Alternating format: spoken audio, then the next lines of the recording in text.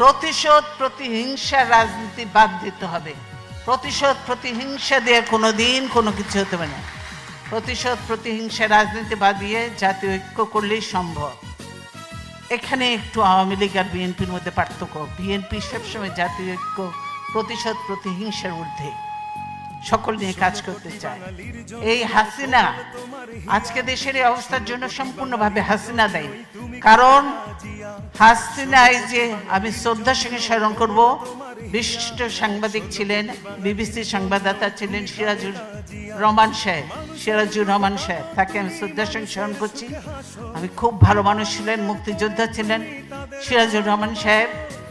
তিনি তার ইন্টারভিউ নিচ্ছিলেন এবং বলেছিলেন, আমি বাংলাদেশে যাব রাজনীতি করার জন্য নয়, প্রতিশোধ নেওয়ার জন্য। হাসিনা এই কথাটা বলেছে, উনি বলে এটা ঠিক হচ্ছে না, কিন্তু হাসিনা বলেছে আমি প্রতিশোধ নেওয়ার জন্য।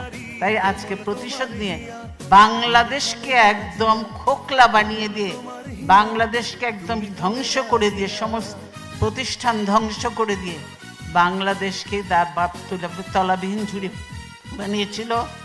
এবারে তার থেকেও নিচে কোথায় কি বানাবে আল্লাহর নামে বাংলাদেশকে ধ্বংস করে দিয়ে তিনি হয়তো দেশের থেকে চলে যাবেন। অধিকার আজ করব আদায়, দাও না মূল মন্ত্র, স্বৈরাচার বিলীন করে আনলে গণতন্ত্র। অধিকার আজ করব আদায়, দাও